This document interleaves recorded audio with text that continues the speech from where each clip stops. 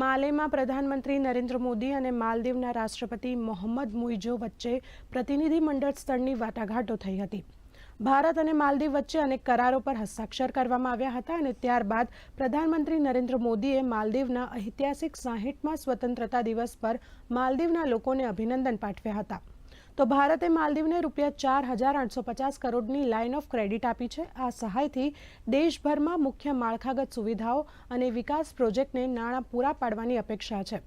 આ ઉપરાંત માલદીવની વાર્ષિક દેવાની ચૂકવણીની જવાબદારીઓ ઘટાડવા સાથે એક સુધારા કરાર પર હસ્તાક્ષર કરવામાં આવ્યા છે। તો બંને દેશો આજે 4 MOU અને 3 કરારો પર હસ્તાક્ષર કર્યા હતા અને સાથે જ બંને દેશો વચ્ચે મુક્ત વેપાર કરાર માટે સંદર્ભની શરતો પર સંમતિ સાધવામાં આવી હતી।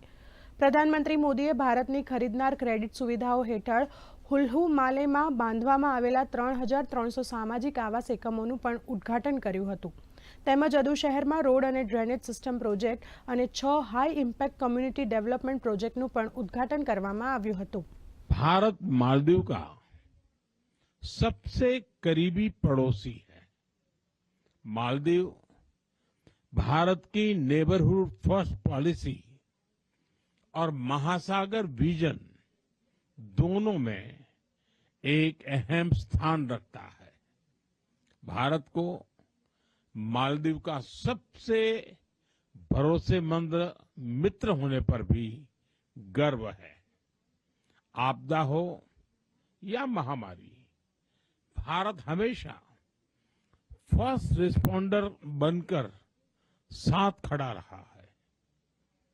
एसेंशियल कमोडिटीज उपलब्ध कराने की बात हो या कोविड के बाद अर्थव्यवस्था को संभालना, भारत ने हमेशा साथ मिलकर काम किया है। પ્રધાનમંત્રી નરેન્દ્ર મોદી આજે તમિલનાડુને વિવિધ યોજનાની ભેટ આપશે। બ્રિટન અને